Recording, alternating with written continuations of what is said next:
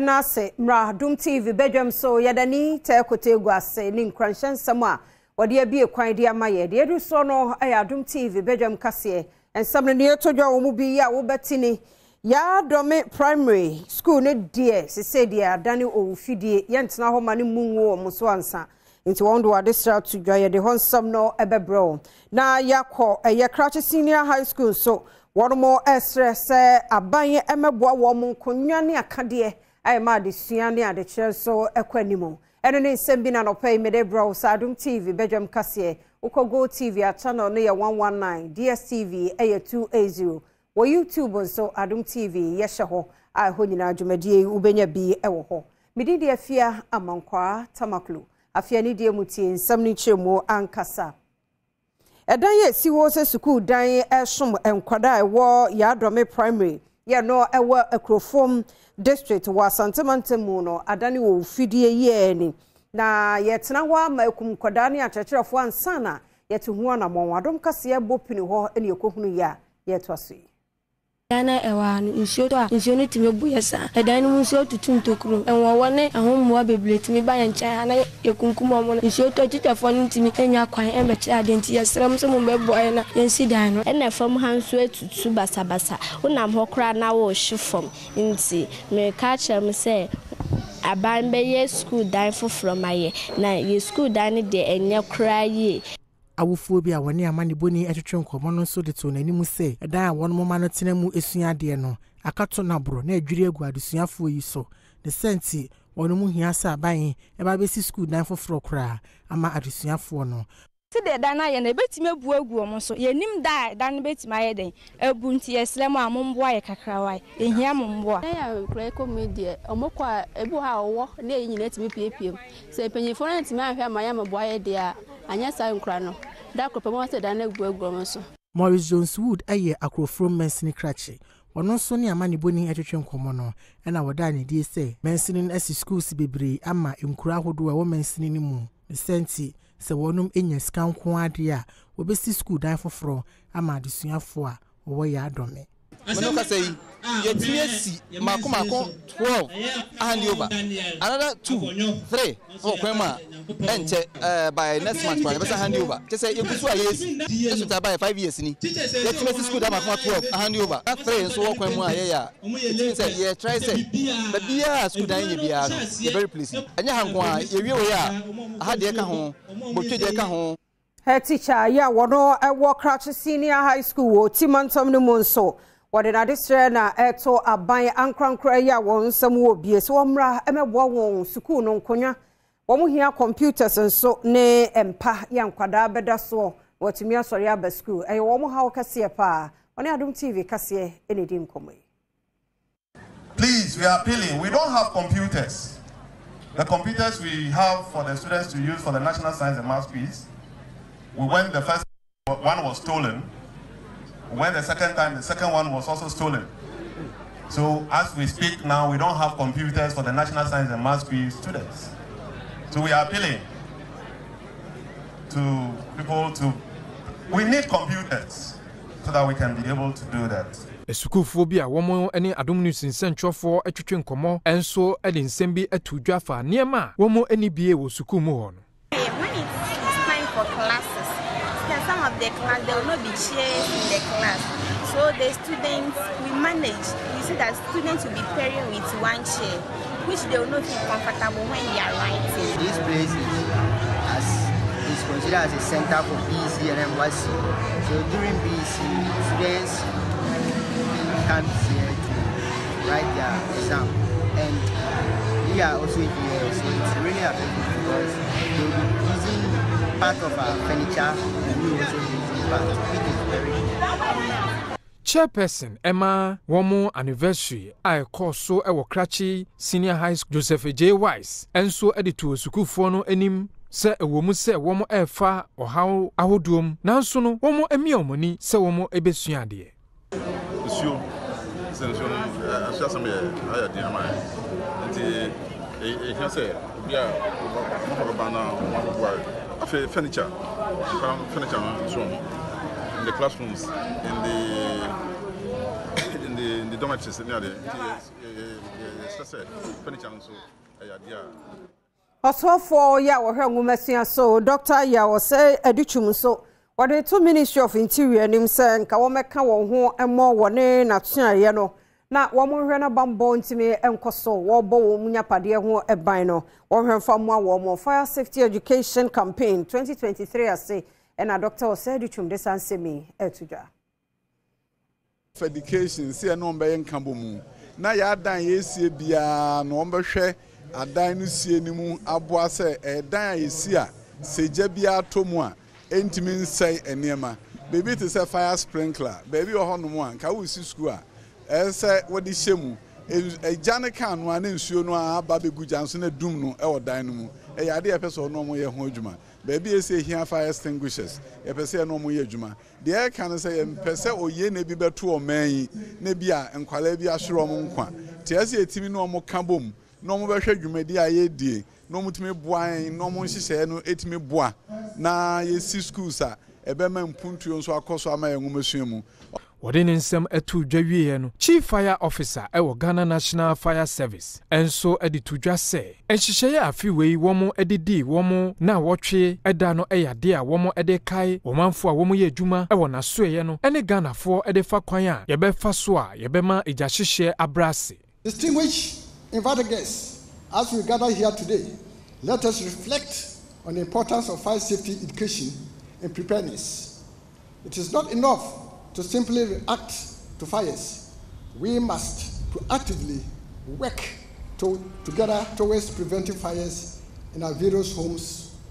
offices, workplaces, and communities, as fire prevention and management is not only a shared responsibility, but a civic responsibility. This therefore requires a concerted effort from all of us, including government, agencies, businesses, educational institutions. And penny for ya eda ankafo eye prisons camp ho the wadition so to pharmaceutical companies nim ni obi a se enuro no womre won mu bi na se yenuanu ma won ne duafie mu ho bi hu dodo no a watumi e de ahwesafo yi Adom kase etwaso challenges no do so but kakra meka de yendru semu ye one infirmary fully furnished infirmaries in all the prisons but they are na endru no ombawawa nti ye besra mo a the time a obeka wansa az kakra bia wenya endru kakra basic drugs wenya no the brain a ebeboa empa Martin Boachi AC wa woda working for the helpless ano nti ekuyi etu saa na monyi a wakoboa na duafo wotwe no wochire mu Ikuno any nyai decided say this August no see ba prisons and prisons across Ghana need to minya baby a yebetumi yi oma because of security and omuda prison or no near the yebeyi omu nti executives ni members no any nyai de ye kan itibom aye fa adwen say yebeba prisons na oma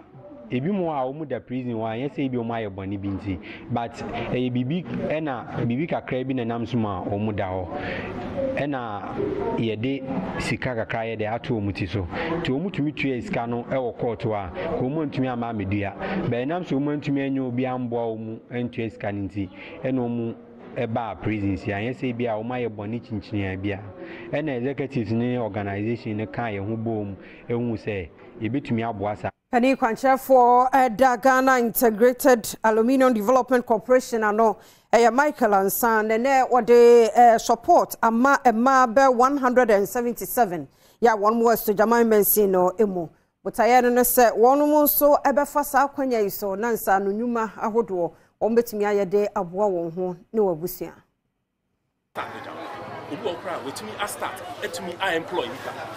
obi okra wetumi a expand the business obi okwa de nkwa ne obi a ohwe nifi sebi ne kunu ne ono ohwe mofra ono ye bibia enti nipa sa wonya sa support na e woni obi bi wo bitumi ya enti me nia emia ne kan e na meti nia constituency executives kan e na meti nia not around e na meti enti program ya ye program ya design especially say ebe bo am ya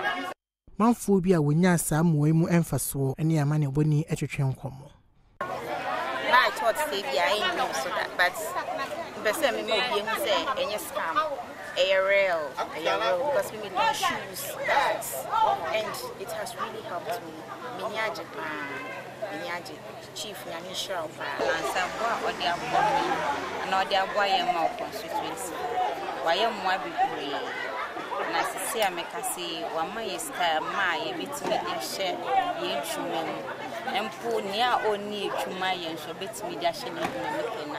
Na ebe boy and pa, a son is say, we are banners and who need to ma. To say, be matty book as I found out about where you were. Penny a warhead Secretary the Ma People's Redemption Movement Party. Edward Adade. No, they took Ghana for name say Yamfa Adom People's Redemption Party, a movement party, no na Ghana ye pese ye no. Ya to me Adro home, or more ene amanyoko betumi aboa ye ne adru ye mbota ye ho. Santwefo nhia mudia say no de sanse mi etuja. Say ejima ni ho. Among for Christ through Usoria Ohua Kunkume cause na no insecurity for our people. Sanya my way daiso unemployment, accommodation, instead of using the state resources to build capacity. Say among for Benya or Mwejima ye baby or Medana and Encoso. Yeah or Ghana office said the Ecos no or Ninja or Persian changing Yamano Mekayan. So Bana says any panel crap as so deep president will any problem here. Yeah, Tiekuno Magana for. Anybody can come and take over any position that the person can. Director of Election Emma Ekui, Reverend David Ampofo, and so editor just say. Yeah, movement. Ayo na movement no ye Pan-Africanism. Pan-Africanism etum said ye dikan for Ghana first president can say ye de ye ma abibifo akwanya ye nso ye betumi a kire wiase nyina se ye nso ye betumi abu ye man yi ahwe ye ho so yi ana fe osach jefo Dr. Kwame Nkrumah ni ideals any achievements are oye wo Ghana ha ama ye nyina hu se ampa ne breso no o kire se obibi ni betumi abu o man yi. Lands Commission penifo atena CBM ye niema hodo a be magana fo yenya wo mu gidie ewo niema ya na ekoso obetua sika sa nso he onsanka se digital na no wo edeba be ye wo no adwuma se be ya obi madu sika ni ne be wi akire nso wunya mfaso nti a wodi sika no koye Adom TV etwaso and ensure that there's also systematic titling. When we did title in the past, we were doing it sporadic. So they pick one parcel here, then they go and pick another parcel in airport. What we want to do under this land reform project is to ensure that we move from plot number 1 to number 2 to number 3, so that if we take one area, the entire area will be covered. And that is what we mean by systematic titling. Deputy Minister of Lands and Natural Resources, Benito Usu Biu, and so the two just say, one more say, Goro boys, one more edi omo ashesa Lands Commission Jumedi enu, omo be yomu ni nefrim. Enna, se no, abefo, mreso ni yewosu yi. Ehia se, si etimi eti, nsansa woso na womo ni ankurankurafuo di no. Titiru efa nsansa krata so ensem no, si etimi teso. Wasan so editor manfo enim se omonko so enya gidie e wo commission anim da bia aduru ne behia se ye betimi adisika ahyem se sika na adi behyem no ye betimi di bi aye mapping ye betimi adi area map area photography say ye di plan ye twa Ghana map ye twa ne picture pictorial maps na eno aye current ni yetimi ayusu ama sovia for na timi di aye adwuma ntentem eko bi a wofra won ho concern youth of Jomro wo Jomro mensini mu wo Western region se wo mo ye kire mu ode atia won panifo wo osagefo power badge no a wo ma ton amanipa bi esusu se wo mo ye scraps Adom kase etwaso Sama ya kana badge na ayira no kwasa ayira nti onna number the MC Louisa Ade omeji ni petition no wadwane nti na kan say eyasofo nyina obia ntiebi no say MC no wadi biomo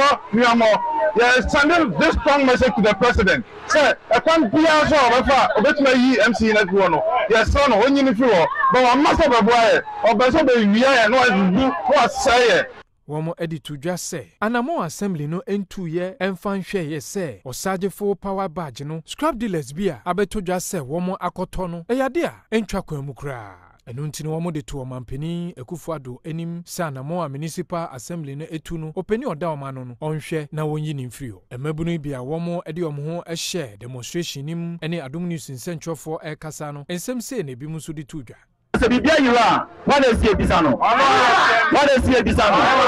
what is here bisano ajapadi ayade maaye ya sori aye ohu ya kofre Louisa Ade honorable abisana oni ho wajane nemo leta na ayade buy also one day ya be ya petition ya be to petition the parliament the be to petition the special speaker the be to petition the Ghana president